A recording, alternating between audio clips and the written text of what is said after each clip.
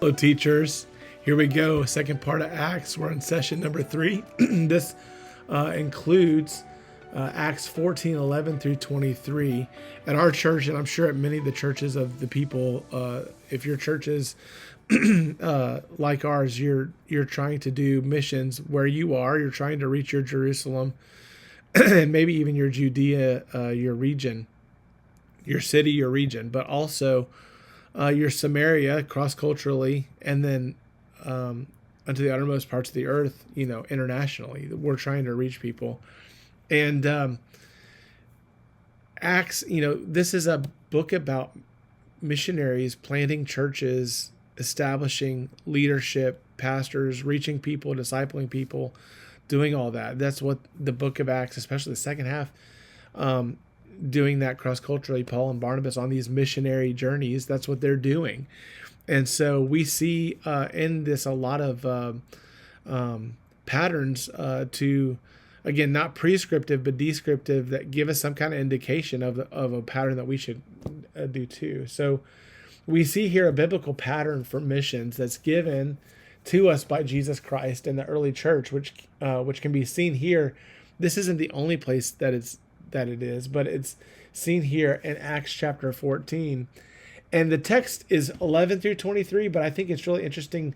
I think we need to go back up to verse 8 to really kind of get a run up to the context of what's happening in the text. So we're going to see a pattern, and this pattern, just like 4 points of the pattern, 1, 2, 3, 4. The first part of what someone does when they do missions. What do we do? The first thing we do, it all starts with evangelism. If you don't do evangelism, nothing else can happen.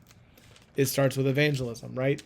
So we minister to the lost. So they see here that they have a pattern here of beginning to connect with lost people and minister to them so that they can have the opportunity to share the message. Let's look at chapter 14, verse 8. It says, "And there sat a certain man at Lystra, impotent in his feet, being a cripple from his mother's womb, who never had walked." So this is a guy who didn't have an accident and couldn't walk but he could at one time, but then lost. This is a guy who could not walk from birth. The same heard Paul speak, who steadfastly beholding him and perceiving that he had faith to be healed, said with a loud voice, "Stand upright on thy feet." And he leaped and walked. Pretty cool. And when the people saw what Paul had done, what had he done? He had healed this impotent man. They lifted up their voices, saying in the speech of Lycaonia, "The gods are come down to us in the likeness of men." Part of the reason that I kind of talked about this as missionary work, when we think about missionary, we think about international. And an internationality, a global kind of thing, and a cross-cultural kind of thing. It seems to me they're talking about different languages. The speech of the Lycaonians here. They're in Lystra. There's definitely foreign gods that are mentioned here in a second. And you even have these, like this language, like perceiving that he had faith to be healed. He's looking at the guy. It seems like there's definitely a language barrier at some level. There's definitely a cultural barrier. They're not in the synagogue, although there was some things in the synagogue up in chapter 14. But when they went to Lystra, they're just kind of out in the marketplace, or they're not in a synagogue, and so they're preaching. And while they're preaching, he heals this guy. There's a ministry of physically to him. He helps him out physically. And then that gives him an opportunity to speak for the Lord. And so if you go down, look at the response, verse 12 or verse 11. "When the people saw what it had done, they lifted their voices, saying in the speech of Lycaonia, 'The gods are come down to us in the likeness of men.' And they called Barnabas Jupiter, and Paul Mercurius, because he was the chief speaker." So they're likening Paul and Barnabas because of this work, that's the sign that's been done by the Holy Spirit through them. they're likening them to these false gods. Verse 13. Then the priest of Jupiter, which was before their city, brought an oxen and garlands into the gates and would have done sacrifices with the people. I think it just really seems like Paul and Barnabas are trying to figure out what are they doing? What are they saying? There seems to be it's all happening at once, and they're trying to figure it out. Is what I'm reading in here, because then you look at verse 14. So the first part of the pattern is they minister to the lost, and then based on that they share the truth. Look at verse 14. Which when the apostles Barnabas and Paul heard of, they rent their clothes and ran in among the people crying out. So they're like, oh no, they're going to try to worship us. And so they're like, no. And they're doing this thing physically. This is again why I'm saying there seems to be a language barrier. They're trying to show, no, don't do this. And they're talking to them, and I think there probably are some that understand them, but there definitely seems to be that there's some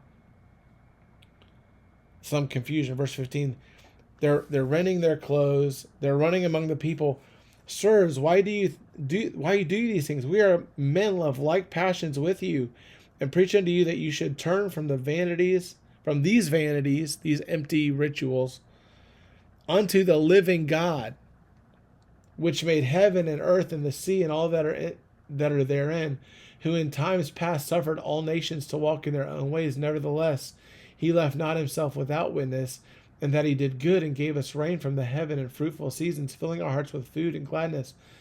And with these sayings scarce restrained them the people, that they had not done sacrifice unto them. So he's starting not with Old Testament prophecy and referring to the Messiah, referring to Jesus. We see here that he's pointing to creation. He's saying the God who made all this that you see is the God who now wants to reveal something new to you. He's the God that made everything. Don't do this. We're trying to teach you something different. While that's happening, look at what happens, verse 19. And there came thither certain Jews from Antioch and Iconium, who persuaded the people, and having stoned Paul, drew him out of the city, supposing he had been dead. And so it's like in the middle of this, like he's trying to get to the gospel in this particular thing. When we're talking about sharing the truth in verse 14 to 18, Paul wasn't avoiding Christ. He just hadn't got to it yet. That's my understanding of the text. He's trying to get these people not to sacrifice and worship him. He's trying to get them to worship the true God. He's starting with God the Father before he can get to God the Son. And while that's happening, these people who are persuaded by the healing of this impotent man now are being persuaded by these Jews who are coming, who don't want them to believe in Jesus. And so they come and they persuade the people, and there's persecution. They bring him out and they stone Paul, to the point that they stoned him so apparently he didn't move, and they thought he was dead. There were some there that believed. Verse 20, howbeit as the disciples stood round about him, he rose up and came into the next city, and the next day departed with Barnabas to Derbe. So they thought he was dead. He got through the persecution by the skin of his teeth. So just to rehash, we have ministering to the lost, then sharing the truth. This is the pattern. We minister to lost people. That gives us a hearing to share the truth. As we do that, sometimes we'll endure persecution.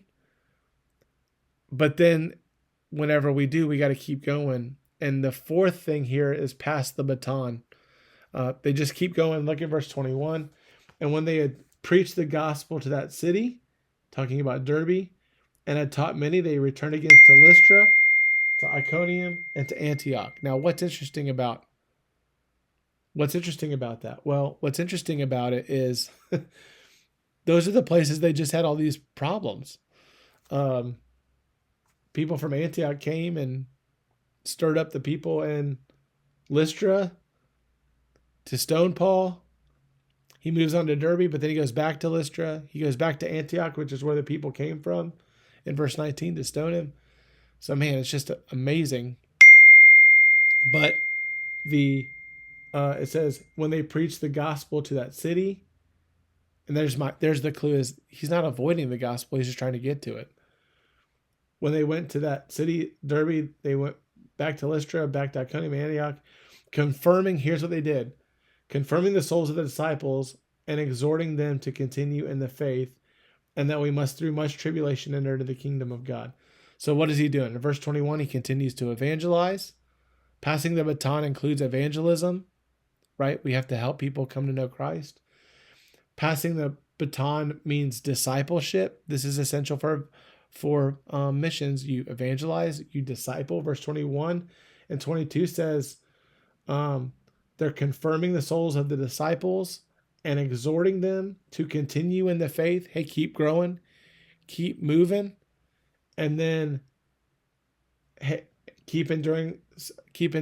And then 23, and when they ordained them elders in every church, that's the third thing they are doing. They're establishing leadership. Since he couldn't stay, he has to keep moving. He had to have people there that were leaders that helped them. Praying with fasting, they committed them to the Lord on whom they had believed. And so passing that baton means winning them, discipling them, and establishing leaders to continue the ministry. Paul and Barnabas were tough guys, weren't they? And they kept moving, kept enduring. What a good pattern for us. We minister to the lost. We share the truth. And sometimes persecution comes, but we keep passing that baton, winning people to Christ through evangelism, discipling people that get won, and then out of those who are discipled, establishing leaders to continue the ministry that gets started. What a great pattern for missions, not just internationally, but in your church, where you are, in your neighborhood. Let's get tough. Let's keep doing what God's called us to do.